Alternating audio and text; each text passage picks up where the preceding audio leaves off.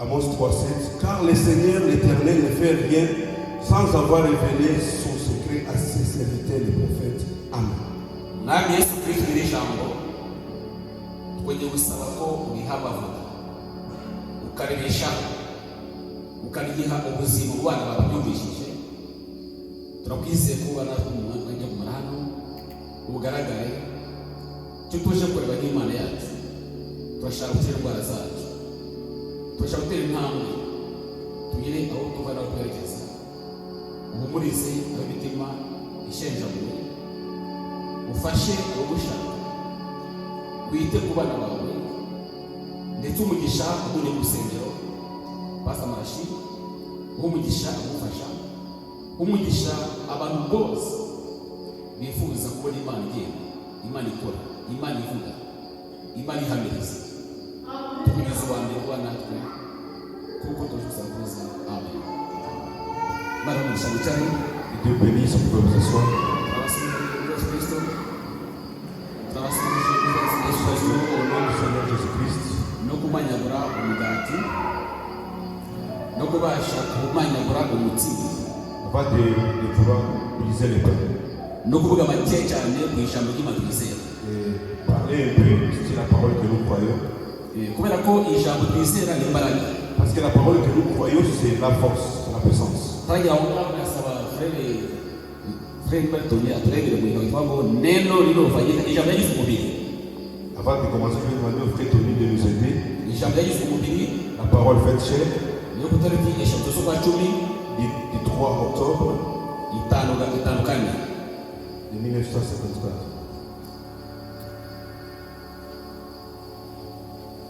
1954.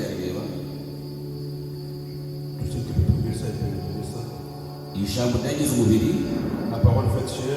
Du 3 mars 1954.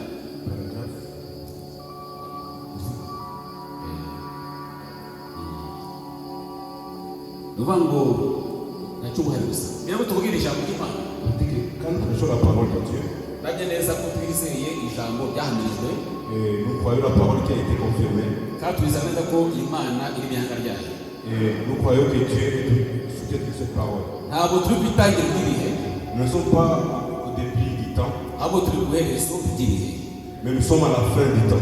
Donc uko twizeye message bitangiriro c'est-à-dire que comme nous avons pris le message au début uyu munsi iyo message agrahinduka et jusqu'aujourd'hui ce message n'a jamais changé. Bwana baravuga ngo Bwana nous dit uko natangiranye n'ijambo bitangiriro la même façon que j'ai commencé avec la parole au début n'imyaka nesemo nyana gutya même dans mon âge actuel arime ijambo rahinduka cette parole n'a jamais changé. Donc ijambo rihora riryoshye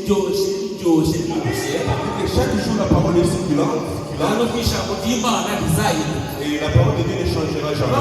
C'est-à-dire que toi et moi si nous croyons notre objectif c'est de se comparer à cette parole parce que le but de Christ c'est la parole. S'il y a des gens qui devaient être fiers c'est nous qui devons être fiers parce que nous avons la parole de notre Dieu, notre Seigneur. Dieu ne peut jamais changer ses pensées. C'est que Dieu regarde. Donc Dieu regarde les pas que nous faisons en allant en Dieu. Parce que nous sommes en train d'avancer la fête du temps. Tout ce qui a été prononcé par les prophètes a été accompli.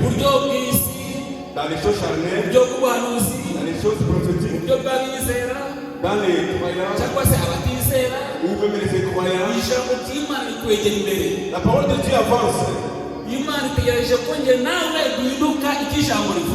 attend que toi et moi on devienne ce que la parole de Dieu.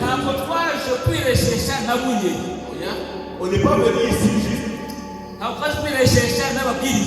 n'est pas venu ici pour que nous devenions comme des prédicateurs. On n'est pas venu ici comme être des gens. Chacun de nous est obligé de devenir comme la parole. Parce que quand Dieu t'appelle, Dieu ne t'appellera jamais en groupe. Il t'appellera personnellement. C'est pourquoi parole de Dieu. twabasha guhabwa Cette parole que nous avons reçue. kuva kera byari isezerano. Depuis l'Ancien Testament, la promesse. hari abatubanjirije bari kubaga isezerano bagasimbagurika. Il y a ces choses qui sont précédées, ils ont réussi ceci et puis. bakigeza amina ku ijambo ry'Imana. Ils sont diés, ils disaient Amen à cette ariko parole. twebwe mu gihe cyacu Mais arrivé dans notre temps, turi gutera intambwe mu gusohora k'ubuhanuzi bwahanuwe. nous sommes en train d'avancer dans l'accomplissement de la prophétie. niyo mpamvu tugomba kuba abandi b'igiciro kinini, C'est pourquoi nous devons être des gens tellement précieux tukaba ya mbuto nyakuri, et qu'on devienne la vraie sémence, ya mbuto y'umwimerere, la sémence originelle. tukaba abana b'Imana bivuye mu bugingo imbere. On devient les enfants de Dieu depuis l'âme. kuko ibintu twambaye Parce que la chair que nous portons, nibo banzi bacu wa mbere. c'est lui le premier ennemi. umwanzi wanjye wa mbere Mon premier ennemi, ntabwo ari satani. c'est pas Satan. umwanzi wanjye wa mbere Votre premier ennemi, ni umubiri wanjye nambaye.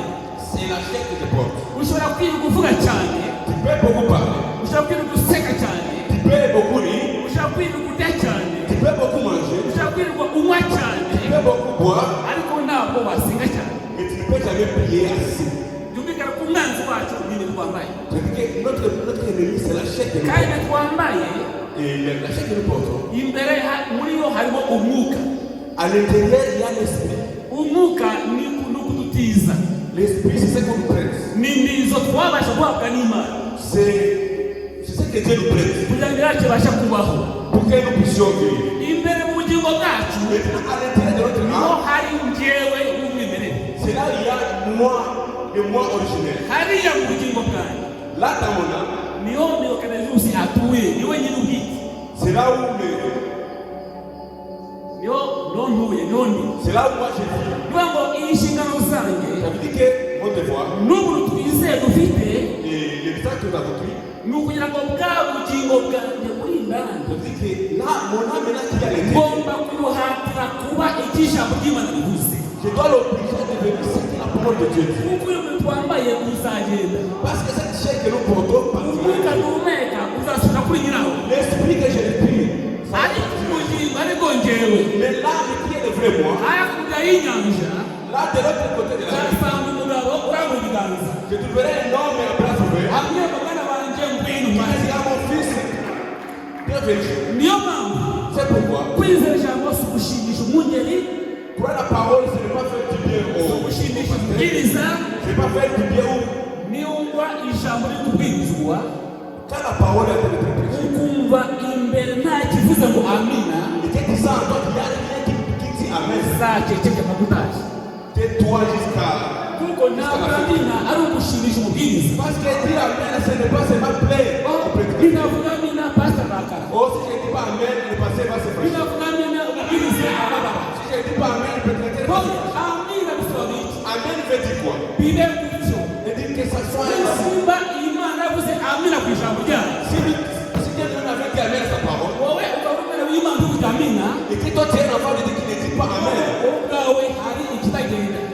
et ça veut dire que pour toi il y a ce qui ne va pas. kuko umubande uhamagara undi mubande, Parce que la profondeur appelle la profondeur. kuko abana b'inzu Parce que les églots, bumva ijwi rya mama wabo. ils attendent la voix de leur mère. ntabwo amina ni ubuzima buturuka imanani. Ça veut dire que Amen c'est la vie qui vient de l'intérieur. ukitiriza amina ku ijambo rya papa wawe. Et tu réponds Amen à la parole de ton Père. ntabwo turi abana b'imana, Nous sommes les enfants de Dieu. kandi n'ijambo ryishurwa Et comme la parole est, niko turushaho kwegera imbere. c'est la même façon que nous avançons. haleluya. Amen. tugomba gufata iyo ntambwe Nous devons prendre et ouvrir ces pas. tukanizera ko imana twizera Et que nous croyons que les Dieu que nous croyons, ntabwo ituri kure.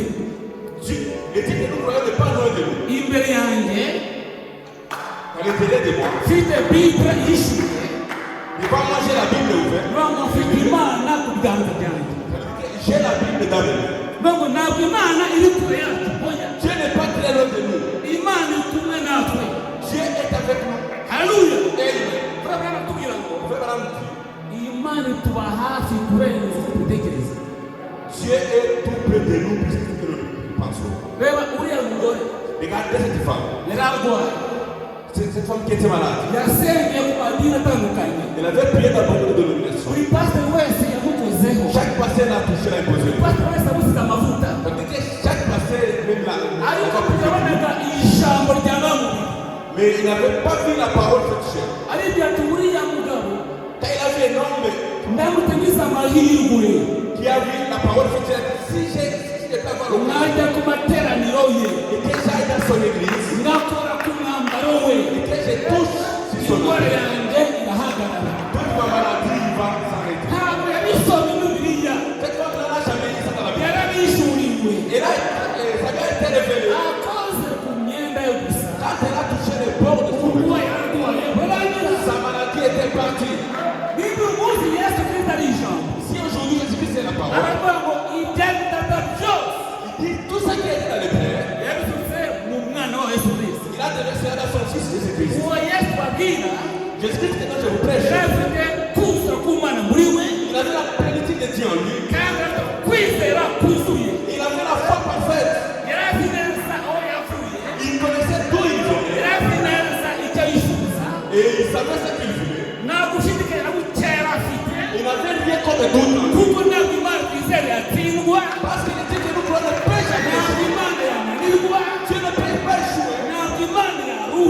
Tu ne peux pas se fatiguer. Tu ne peux jamais oublier. C'est lui la source de toute intelligence. Il vient avec le petit. Il cherchait ses enfants. Et quand il a terminé la fête, Dieu n'échoue jamais. C'est lui la semence originelle. C'est lui la semence originelle. C'est lui la semence qui n'est pas hybridée. Ces enfants-là qu'il a mis au monde, ils sont des semences originelles. Nous ne sommes pas des chrétiens. Les chrétiens adorent l'autre. La semence originelle n'a pas besoin d'être dans l'autre.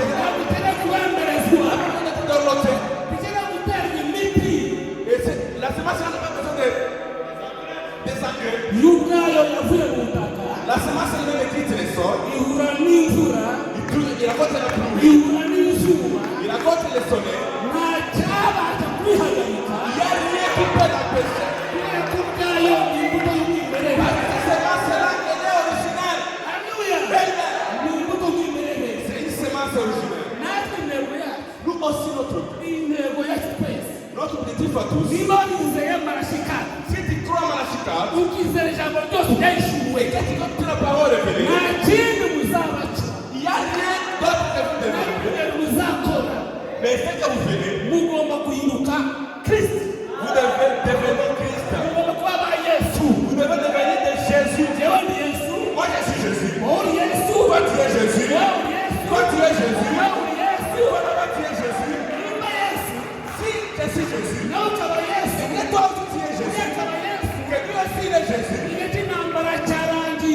l'état de la guerre est terminé. Mais tu peux me trouver dans le péché. Tu vas m'aider.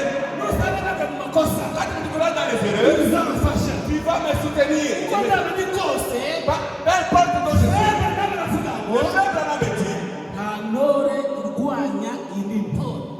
Il n'y a aucun héros qui peut combattre notre héros. Un héros qui fait toujours un autre héros.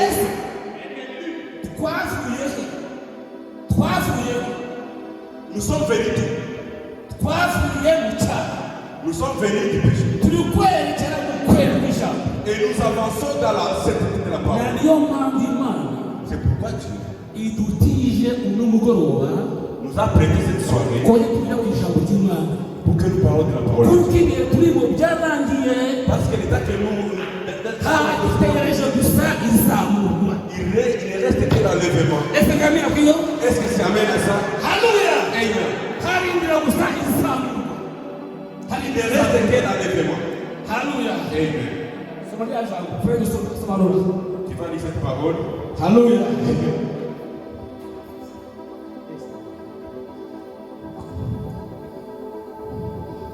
Bwana pesa. Halafu ni des servants. Des servants.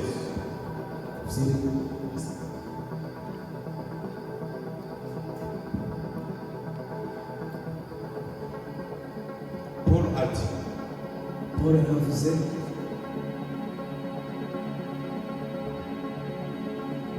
Paul a dit, quand je parlerai la langue des hommes Paul yaravuze ni kuvuga indimi z'abantu et des anges, z'abamarayika quand j'aurai la foi pour déplacer des montagnes, ndetse iyo nagira kwizera kwakwimura imisozi quand je distribuerai tous mes biens pour la nourriture des pauvres, ndetse n'ubwo natanga ibyanjye byose nkabihereza abakene si je n'ai pas l'amour, je ne suis rien. niba nta rukundo mfite ntacyo ndicyo. C'est doit être un changement. hagomba kubaho impinduka. Voici un changement du cœur. impinduka z'umutima. Pas de cette chose physique, atari ibyo bintu bifatika, mais du cœur de votre âme. ahubwo impinduka z'ubugingo bwanyu. À l'intérieur, quelque chose s'ancre. aho ngaho mo imbere hari ikintu cyinjira Au point que vos pensées à vous deviennent sans importance kugeza ubwo ibitekerezo byanyu bibura umumaro et ne vous intéressent plus. bikaba bitakibashishikaje. Vous ne voyez que le Seigneur Jésus. mukaba mubona gusa Yesu, Vous voyez la justice, mukabona imbabazi, la sainteté, mukabona kwera, la piété, l'amour, la grâce. urukundo n'ubuntu. C'est alors que vous avez été changé. ubwo nibwo muba muhindutse. Qu'est-ce qu'une conversion? guhindurwa ni iki? Convertir signifie transformer quelque chose. guhinduka bisobanura guhindura ikintu runaka. Et vos pensées, ibitekerezo byanyu, vos habitudes, imibereho yanyu, votre esprit umwuka wanyu ont été changés de celle d'un pécheur à celui d'un chrétien. bikaba byarahindutse bikava kuba iby'umunyabyaha bigahinduka iby'utunganye. La première chose, vous le savez dans votre cœur. icya mbere murakizi. Ensuite, vous l'exprimez de vos lèvres. hanyuma mukabigaragarisha imirimo yanyu. Et puis cela se concrétise et c'est ce que vous êtes. hanyuma ibyo bigahita bigaragaza ibyo muri byo. Désormais. Maintenant, noneho si vous pensez que vous les pensez, mutekereza ko mubitekereza, mais si vous imaginez que vous les pensez ariko niba mutekereza ko mubitekereza et que vous l'exprimiez et que ça ne se concrétise pas, ariko mukaba mubigaragaza ariko ntibihure, c'est que vous n'êtes pas sur la bonne route. bishatse kuvuga ko mutari mu nzira. Laissez-vous. ese murabyumva? Je ferais peut-être mieux de laisser de le dire plus lentement. byaba byiza ndamutse mbivuze gahoro. Regardez si vous vous imaginez être un chrétien reba muramutse mutekereje kuba abakristo et que vous le déclarez de vos lèvres, ariko hanyuma mukabigaragarisha imirimo yanyu, mais qu'ensuite vous découvrez que vous ne l'êtes pas, hanyuma mwamenya ko mutari mbi, vous feriez mieux alors d'avoir un changement de pensée. ubwo mumenye ko mutari ibyo byaba byiza muhindura imitekerereze yanyu. Un changement du cœur, vous voyez? impinduka z'umutima, murabona? Parce que ça ne rend pas témoignage. kuko bitabahamiriza, Ça n'apporte pas de fruits. ntabwo bitanga imbuto. Mais les fruits de l'esprit sont la gentillesse, ariko imbuto z'umwuka ziri aho: ubugwaneza, la paix, amahoro, la longanimité, kwihangana, la bonté, ubugwaneza, la bonté, ubugwaneza, la miséricorde, imbabazi la foi. no kwizera. Si à la moindre petite chose qui survient, vous vous emportez, nibura mukazora akantu kose, vous feriez mieux de faire attention. byaba byiza witonze. Quelque chose ne s'est pas produit. hari ikintu kiba kitaraba. Vous exprimez quelque chose ici qui n'est pas ici. uri kugaragaza ikintu kidahari. Désolé-toi. Jésus a dit, yesu yaravuze, c'est aux pharisiens, yesu abwira abafarisayo, vous hypocrites, mwandyarya, comment pouvez-vous dire des bonnes choses? gute mwavuga ibintu byiza? C'est ce qui faisait des hypocrites. ibyo nibyo byabagiraga Dans indyarya. leur cœur, ils pensaient une chose imitima yabo bibwiraga ibintu bimwe, et de leurs lèvres, ils en exprimaient une autre. ibyo bibwiraga mu mitima sibyo bagaragazaga. C'est ça l'hypocrite. ibyo niyo ndyarya. C'est ce qui fait de lui un hypocrite. ibyo nibyo byabagiraga indyarya. Il est là dit, Comment les pouvez-vous, hypocrites que vous êtes? Car c'est de l'abondance du cœur que la bouche parle. Vous ne dites pas ce que vous pensez réellement. Voyez-vous ce que je veux dire? Vous devez dire ce que vous pensez. Si vous ne le pensez pas, ne le dites pas. Vous voyez? Exprimez vos paroles, qu'elles viennent du fond de votre cœur. Comme Jésus a dit à cet arbre, que personne ne mange de ton fruit. Eh bien, il n'y avait pas l'ombre d'un doute en son cœur que cet arbre se dessécherait. Et pourquoi? Son cœur venait de... C'était l'Esprit de Dieu en lui qui le rendait ainsi. Qui enseignait aux disciples une leçon. Voyez-vous ce que je veux dire? Très bien. Donc, que ça soit pur, que ce soit pur, que vos pensées soient pures, et vos expressions pures. Vivez pur et soyez pur. Vivez pur et soyez pur. De votre cœur proviennent les mauvaises pensées, les adultères et toutes ces différentes choses. Si cela provient de votre cœur, c'est ce qu'il y a dans votre cœur. Mais si de votre cœur émane la droiture,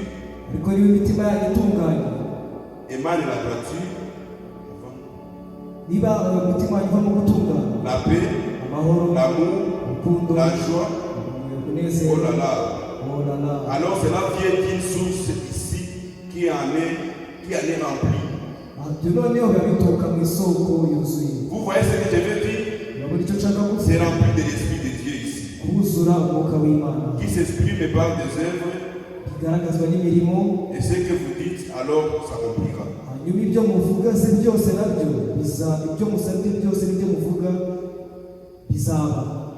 Amen. Imana umugisha ijambo ryayo. Imana ikintu ikeneye ko agakiza kakugirira mu bugingo bwawe. Kubera ko tugomba kuba icyo turi cyo imbere mu mutima. Parce que nous devons devenir ce que nous sommes réellement dans nos cœurs. Kugeza n'ubwo tugomba kurira ubuzima bwacu. Jusqu'à ce que nous arrivions à un niveau de prière ici. Tugasenga bivuye mu bugingo bwacu. Ntabwo Imana twizera imenyerwa. Notre Dieu, on ne s'habitue pas à notre Dieu. Imana yacu iteye ubwoba, iteye ubwoba. Notre Dieu est tellement grand. Abayibonye bose baguye igihumura. Tous ceux qui l'ont vu, ils sont tombés. Bagiye bagwa bahagaze. Bagiye bahagaze. Abenshi bajya bagwa igihumura bakagwa gutya bakagwa. Beaucoup ils tombaient devant lui. Kubera ko ifite itinyo ry'ubwoba. Parce que c'est un grand Dieu. Bango iyo mwana imbaraga mtuguzi kaba iri mu itorero. Ça veut dire que si ce Dieu là est aujourd'hui dans l'église. Kuko ibyari Kristo nabyo byashyizwe mu itorero. Parce que tout ce qui est aussi à Christ est devenu. Bango itorero umunsi ni Yesu ugenda. Ça veut dire que l'église aujourd'hui c'est Jésus qui marche. Hagomba kugaruka kwenda gutinya Imana ituye mu bantu. Nous devons encore arriver au niveau de craindre le Dieu qui habite. Hagomba kwitondera amagambo avugwa ku bandi bantu. Nous devons avoir crainte sur les paroles. N'umuhanuzi wacu atubwira tugira inama ngo les prophètes conseillent dit ngo nubwo umuntu yaba uza amakosa yakoze ageze ku ijana, que même si tu connaissais sans erreur de quelqu'un, ukabuze ikintu kimwe cyiza ukoreye, et que tu connais juste une seule chose qu'il a fait, cya kintu kimwe gusa aba ari kivuga, parle seulement de cette seule chose. ngo Imana muri njyewe, tu es en moi, Imana umukozi wayo, tu es dans son serviteur, Imana umukobwa wayo, tu es dans sa fille, Imana umuhungu wayo, tu es dans son fils, ikeneye kugarurwa cya cyubahiro. Tu as besoin d'avoir encore ces honneurs là. Hagomba kuza kongera gutinya Imana mu bakozi bayo. Nous devons avoir la crainte de Dieu. Kuko turi ku rwego rw'urugendo. Parce que nous sommes à la fin du voyage. Nous devons être conduits par les Bible. La Bible le dit.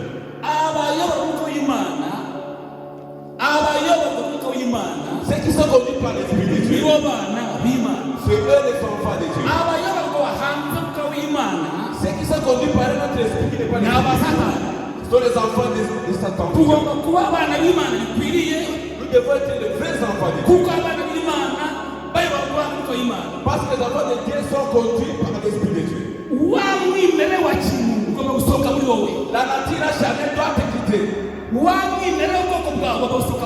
La nature de ta tribu doit te quitter. La nature qui a tiré du monde doit te quitter.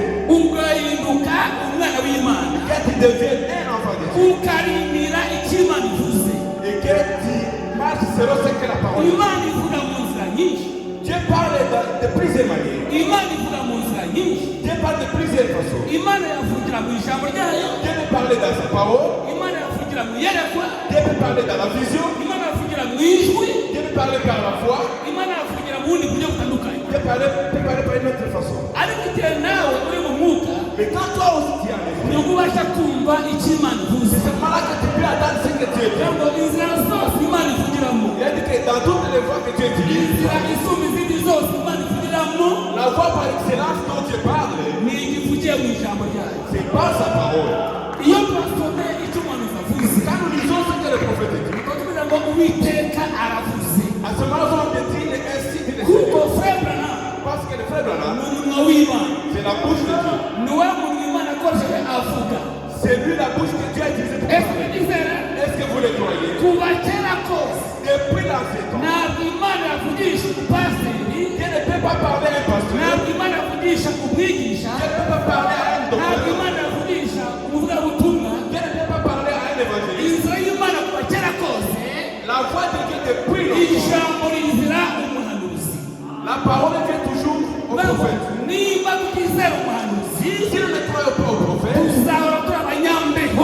nous resterons déjà froids. Mais si nous croyons le prophète, croire Dieu dans le temps de Moïse, c'était croire Moïse. Croire Dieu dans le temps de Paul, c'était croire à Paul. Croire Jésus dans notre temps, c'est croire William Marion Branham. Et à tout toi, les croire, c'est mettre à pratique tout ce qu'il dit. Croire Branham. Croire Jésus ici à Kigali, c'est croire le pasteur Malachi. Alléluia. Tu le crois? Si quelqu'un avait touché les bords du vêtement, si le pasteur a la Bible, et s'il ne peut faire que le messager, et que tout Jésus est à l'église, nous avons tout Jésus à l'église. Nous avons tout Jésus à l'église. Parce que Jésus aujourd'hui c'est la parole. Et cette parole, comment elle s'appelle? Qui tient cette parole? Ce sont les Éphésiens. Si tu ne crois pas les Éphésiens, et que tu ne crois pas les Éphésiens que Dieu a placé devant toi, ça veut dire que tu cherches toujours à te battre ou à les combattre toujours. Et que tu cherches toujours à les aider. Mais aussi ce sont des hommes. Ils feront des erreurs. Mais toi, éloigne-toi d'eux. Garde ton âme. Ne fais pas manquer la paix aux autres.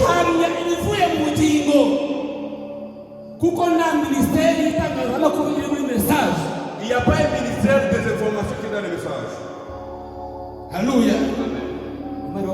Que Dieu bénisse. Et c'est Dieu. Amen. Ceux qui sont conduits par l'esprit ne sont que les enfants de Dieu. Parce que Jésus-Christ n'est pas mort, il est vivant. Alléluia. Est-ce que vous le croyez? Jésus-Christ, il est vivant. Et dit que s'il est vivant, bazatura mu mwuka. S'ils sont vivants, ils vivront en esprit. Icyo dusabwa niba turi abakristo, Ce que ça me demande, s'ils sont chrétiens, twarabyawe n'imbuto nyakuri y'Imana. comme j'ai été engendré par la Alléluia. grâce de Dieu, ngo abo bantu banga ibi byose by'isi, les gens refusent toutes ces choses du monde. kandi abo bantu bagendera wahe mu mwuka. Et ces gens-là marchent comment? Ils marchent en esprit. Abo bantu batuye mu mwuka, Et les gens, ils habitent dans l'esprit. bagendera mu mwuka, Ils marchent en esprit. bakorera mu mwuka, Ils œuvrent en esprit. basohoza amategeko yose ya Kristo. Ils accomplissent toutes les Ngo ordonnances. aho ni urukundo rwa Kristo Et c'est la richesse de Dieu rugaragara mu bugingo bwabo, qui se manifeste dans leur vie. bagahinduka icyo ijambo rivuze. Ils deviennent ce que la parole de Dieu dit. Bafite umwuka wera muri bo. Ils sont le Saint-Esprit avec. Itorero rikomeye ritangaza ngo kuboneka umunsi ari uwo. Itorero rikomeye rya Kristo L'église véritable de Christ, rigomba kuboneka mu minsi ya none. ça doit se manifester dans notre temps. Mukizera Imana, Et vous croyez Dieu, mukizera Imana Aburahamu, vous croyez Dieu de Branham. ibyo yakoranye na Aburahamu Ce qu'il a fait avec Branham, ntabwo ari isezerano rya Aburahamu, c'est pas c'est la promesse de ni Branham. isezerano ry'itorero rya Kristo ryose. C'est la promesse de toute l'église de Christ. Kuko mesaje kiza kanseri Parce que le message qui guérit les cancers, n'uyu munsi ryari nzima ryari hagati yacu. aujourd'hui, cette parole est au milieu de nous. Iriya mesaje izanaga ikibyimba ku barwayi, Le message est là qui guérit les tumeurs. n'uyu munsi iracyari ku bana b'Imana bafite ubushobozi. Aujourd'hui, c'est toujours dans les enfants de Ariko Dieu. imbaraga z'Imana zigurira hehe?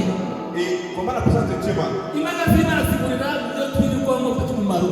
La puissance de Dieu commence à disparaître à cause de ce que nous Aho parlons. tuzi umuterankunga dufite amasengesho, aho tuzi umuterankunga turi gusenga, Au lieu de se mettre ensemble dans la prière, ahubwo tugahuzwa n'amatiku n'ubugome. mais nous sommes là dans les commérages, dans des critiques. Aravuga ngo hari itandukaniro ry'imbuto gakondo Il est dit qu'il y a la différence entre la semence originelle n'imbuto y'ikibyaro. et la semence pitée. Fred Branham aravuga ngo Comme Madame dit, uyu munsi hari ubushobozi bwo kubyaza amagi agaturagwa n'imashini. il dit aujourd'hui c'est possible qu'on prenne les œufs et qu'on produise par la machine. Ariko si bwo buryo Imana ashyizeho. Mais c'est pas la voie de Dieu. Akongera akabaza ngo Il demande encore, ese umwana w'inkoko wabyawe n'imashini est-ce que les poussées là produit par la machine? n'umwana w'inkoko wabyawe na mama wayo, Et les poussées là produit par la ese mère. bombi bafite umwimerere umeze kimwe? Est-ce que ces deux-là, ils ont la même nature? Igisubizo ni uko La réponse est que uriya mwana wabyawe n'imashini les poussées là produit par la machine. nubwo yahamagara Même s'il peut appeler, nta jwi rihari ryamwitaba, il n'y a pas une autre voix qui peut répondre. ariko umwana wabyawe n'inkoko w'umwimerere Mais les poussées là produit par la mère poule, uko asohoka mu igi, dès qu'elle sort de l'œuf, uko atakahamagara, elle commence à crier à appeler. hari ijwi rya mama rimwitaba. Il y a la voix de sa maman qui répond. Niyo tandukano rya mesaje n'amadini. C'est ça la différence du message et des dénominations. Mufite Imana ibumva ku bibazo byanyu byose. Vous avez Dieu qui vous attend dans toutes vos questions. Mufite Imana isubiza amasengesho yanyu yose. Vous avez un Dieu qui exauce à toutes vos requêtes. N'ibibazo biri hagati yanyu Et même le problème que vous avez au milieu de vous, si ikosa ry'Imana, ce n'est pas un problème de Dieu. ni wowe utaragera ku rugero rwo gufata iby'Imana yagupangiye. C'est toi qui n'es pas encore arrivé à un niveau ou à un stade où Dieu t'a placé. Sinarenganya Imana njye ubwanjye. Moi, je ne peux pas Sinarenganya Imana dire que Dieu a... kuko ibisubizo byose nifuza Parce que toutes les réponses que j'ai besoin, nta muntu wambaye inyama n'amaraso bitegerejemo. il n'y a pas un homme qui a le sang et la chair dont j'attends la réponse. Ibyifuzo byose mfite Toutes mes requêtes. nta muntu wambaye inyama n'amaraso bikeneye ko abisubiza, Il n'y a aucune personne qui peut m'exaucer. kuko Imana isubiza ibyifuzo byacu igiye mu nzira idateganyijwe. Parce que Dieu exauce toujours nos requêtes en passant par une voie qui n'est pas d'habitude. Imana yasubiza ibyifuzo byawe itanyuze mu nzira wowe watekerezaga. Dieu peut t'exaucer en passant par la voie dont toi tu ne pensais pas. Haleluya. Amen. Ese bizera Est-ce que vous croyez cela? ushobora kundeba nambaye ikote Tu peux me voir dans la... Tu me vois en veste ukabona ko ibibazo byawe byose bisurwa nanjye, et que tu vois que tous tes problèmes, je peux ariko exaucer. ntabwo nabisubiza. Mais moi, je ne peux rien faire à ça. Ikikureba Ce qui te concerne, bihuza ubuzima bwawe n'ijambo ry'Imana. Ce que ça te demande, c'est juste de faire. nurangiza Passe à gusenga la Imana parole. Après cela, prie. ibisubizo byawe Toutes les réponses, bizakuka aho utategerezaga. ça viendra de là où tu ne pensais pas. Haleluya. Amen. Sinabyumva ntibyumva. Est-ce que vous croyez ce que vous entendez? None se Eliya Élie, Imana imuhamagaye ngo genda n'ishyamba Dieu l'a appelé, a dit, va dans la forêt. nzagupangira ibyo kurya. Moi-même, je prendrai soin de toi. Imana amuretse rero utazareka n'ikona. Ese Imana amayere Est-ce que Dieu avait donné une vision qui sera nguzanirwa n'ibikona nourrie par les corbeaux, nguzanishwa n'ibisiga. qui sera nourrie par. We yizeye Imana itabeshya. Lui, il avait cru à un Dieu qui ne mange pas. Imana n'ibivuze ngo nzarya Si Dieu a dit que moi je mangerai, uko nzarya Imana nayo ibizi. la façon dont je mangerai, c'est Dieu. Ikindeba Ce qui me ni ukwizera ko Imana avuze kandi bizakora. croire ce que Dieu a dit que ça arrivera. Akora urugendo Lui, il a voyagé. ajya mu ishyamba Il est parti dans la forêt. ahasanga akagezi Il a trouvé une petite rivière. akajya kunywa amazi y'akagezi. Il partait là-bas pour boire l'eau de la rivière. Ibisaye kubigeze Dans le temps de dîner arrivé, kuko Imana ifite ibisubizo byose wifuza. parce que Dieu a les réponses à toutes tes questions. Iyo mesaje wizeye C'est ça le message que moi je crois. mesaje Le message, ni igisubizo cy'ibibazo by'ubugingo bwa Kristo byose. c'est la réponse à toutes les questions de l'épouse. Isaye igeze igikoni kizana umutima n'inyama. Et quand l'heure est arrivée, le corbeau a mené la pâte, le pain et la viande. Ese Eliya abajije igikoni bivanye hehe? Est-ce qu'il avait demandé au corbeau d'où tu tires ça? Ntabwo abashije gutya. Il n'a jamais demandé ça. Yarariye Il a mangé, aranywa il a bu, araryama. et puis c'est un homme. Imana ishimwe. Que Dieu soit béni. Niba Imana yabikoze mu isezerano rya kera, Si Dieu avait fait ça dans l'ancien, haleluya, Amen. ikabikora bari munsi y'amaraso y'amatungo. Et qu'il a fait ça pendant qu'il était sous le sang des animaux. Uyu munsi turi munsi y'ikimenyetso cya karindwi. Aujourd'hui, nous sommes sous le septième sceau. Ibimenyetso bibiri byose byarahishuwe. Tous les sept sceaux sont révélés. Haleluya. Amen. Ubwo bw'Imana bwose bwarahishuwe. Tout le mystère de Dieu est révélé. Nta bwira bukeya Imana yahishe. Il n'y a rien d'autre mystère que Dieu a caché. Nuko nabisoma C'est parce que je ne peux pas lire ça. turatubwira ngo twebwe turi mu gihe Il va vous dire que nous sommes dans les temps gisumba kure igihe cya Enoki. qui dépassent au loin les temps de Noé. Ibyo Enoki atabonye Ce que Noé n'avait pas vu, twebwe turabifite. nous en avons. Ibyo Paul atabonye Ce que Paul n'avait pas vu, twebwe turabifite. nous l'avons. Ibyo abakozi bose bari bafite Tous ceux qui ont fait ce qui ne twebwe turabifite. nous en avons aujourd'hui. Nituba akazuyazi C'est-à-dire que si nous devenons Dieu, si ikosa ry'Imana c'est pas le problème de Dieu, ahubwo ni wowe mais c'est toi washyizwe imbere y'ibyo kurya qu'on a placé devant la nourriture urangije kurya. et tu as refusé de manger. Ubwo twari dufite tujya ku birori Parce que tu es parti à la fête, mu mamariyaje dans un mariage, amamariyase y'abantu bakire les mariages des riches, bagafite ibyo kurya byinshi ils nous ont donné beaucoup à manger, inyama nyinshi. beaucoup de viande. Haleluya. Amen. Warangije uvuga ngo Et toi, à la fête, tu dis, nubwo nshonje même si j'ai faim, nishyiraho byinshi baranseka. si j'aimais beaucoup, on va se moquer de moi. Ubwo ni uburyarya. Ça, c'est l'hypocrisie. Babiteguriye ngo mubirye On a préparé cela pour vous. kuko hari ibyo bajya kumena n'ibindi. Parce qu'il y a d'autres qu'on va aller jeter. Mu buryo bw'umwuka nabwo Maintenant, spirituellement aussi, mesaje dufite, le message que nous avons, mesaje ya Branham le message de Branham, ni igisubizo cy'ubugingo, c'est la réponse de l'âme, ni igisubizo cy'umwuka, c'est la réponse de ni l'esprit, igisubizo cy'umubiri. c'est la réponse de la chair. Imana navuga ngo Dieu a dit, abana b'Imana les enfants de Dieu, sindatubwira ngo ejo muzarya iki muzanywa iki. vous n'avez pas à vous demander, mais je mangerai quoi, je boirai.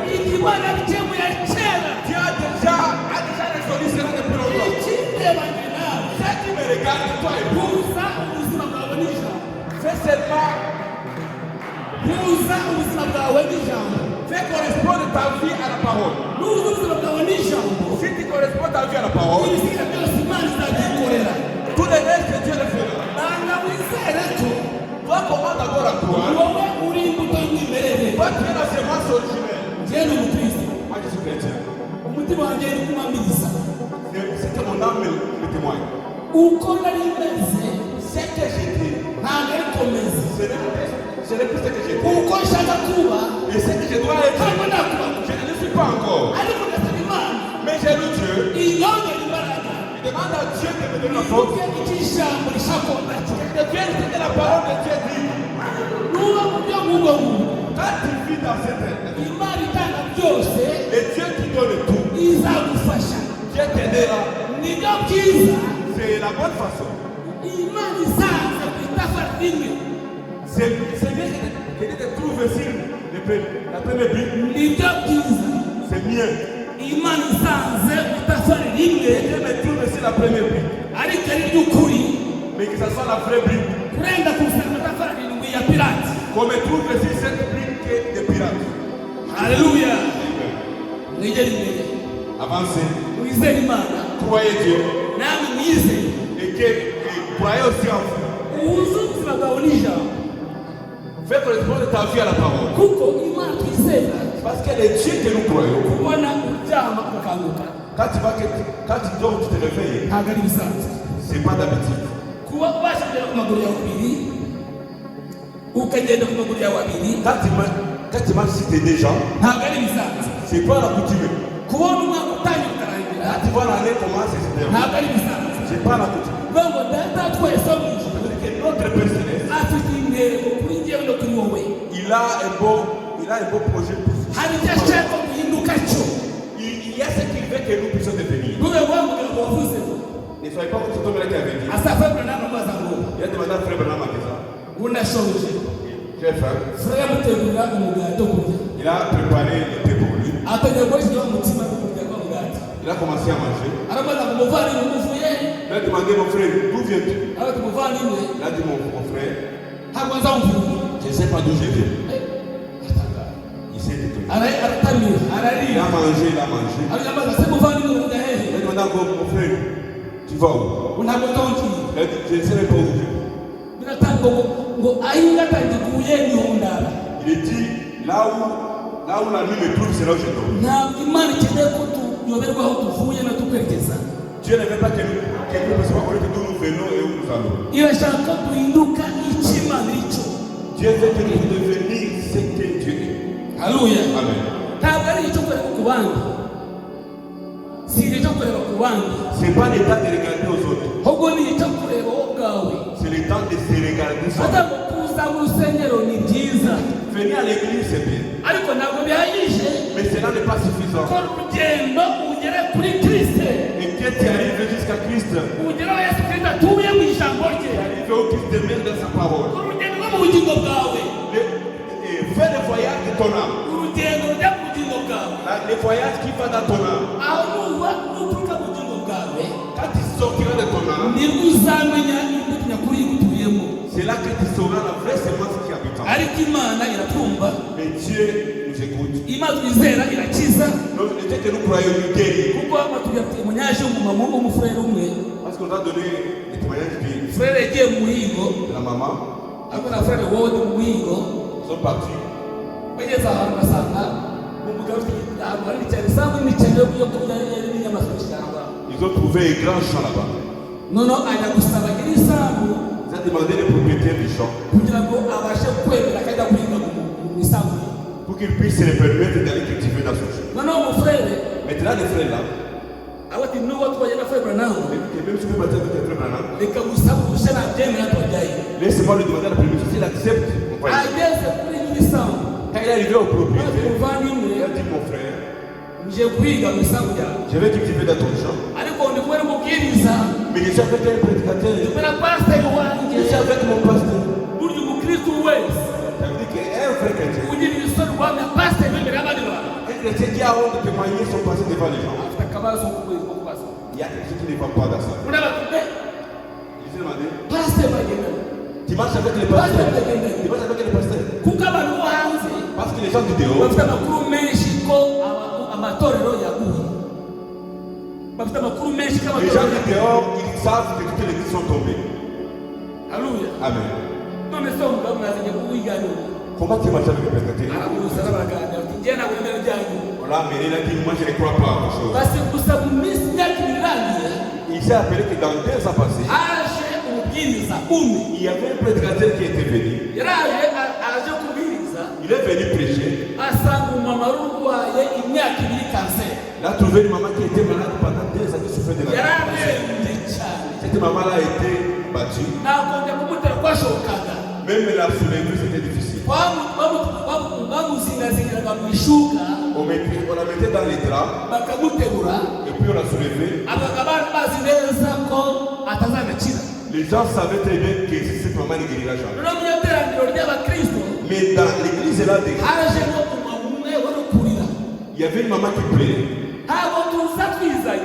On ne vient pas ici par des nouvelles. Nous venons par la force des autres. Et si ta maman qui plairait, toi la femme derrière qui plaît, ton nom était. Dans ton petit sac, il y a un habit comme ça. Et la raison pour laquelle tu plais, c'est ton frère qui souffre de cancer. Et ton frère là veut mourir. Ouvre ton sac. Prends les tissus. Amène cela à ton pose seulement sur lui ces tissus. Laisse-le Seigneur. Sa maladie guérira. Si il te demande, la foi, c'est pas poser des questions. La foi, c'est connaître sans doute. Ce que Dieu a dit, ça arrivera. On est parti.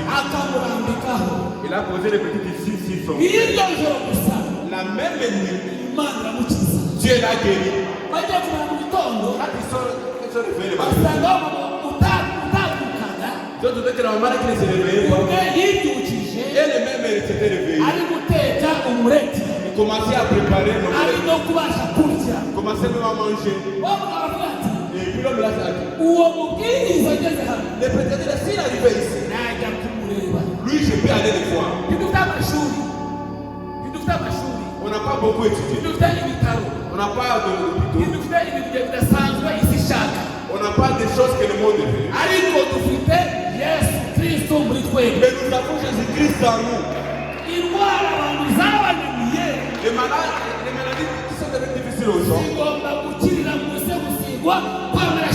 cela doit être guéri sous l'onction de Malachika. Le message que nous avons,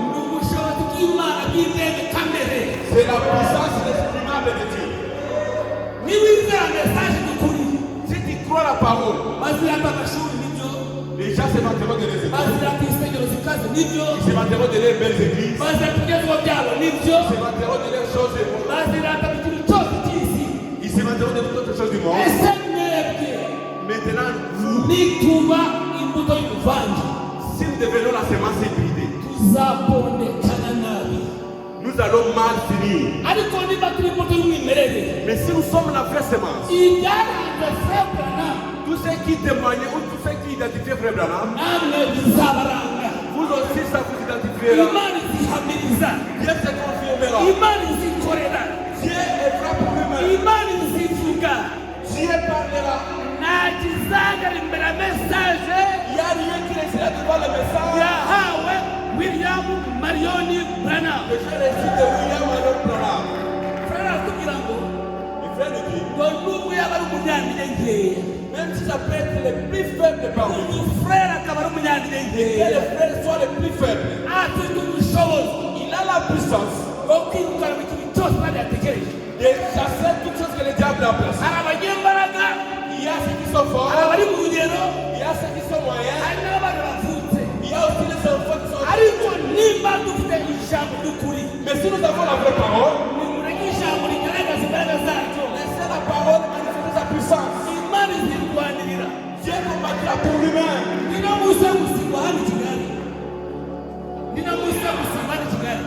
C'est le jour de l'onction du Sénégal. Ce monde a été créé par Dieu. Ce monde a été créé par Dieu. Nous allons réclamer tous. Amen.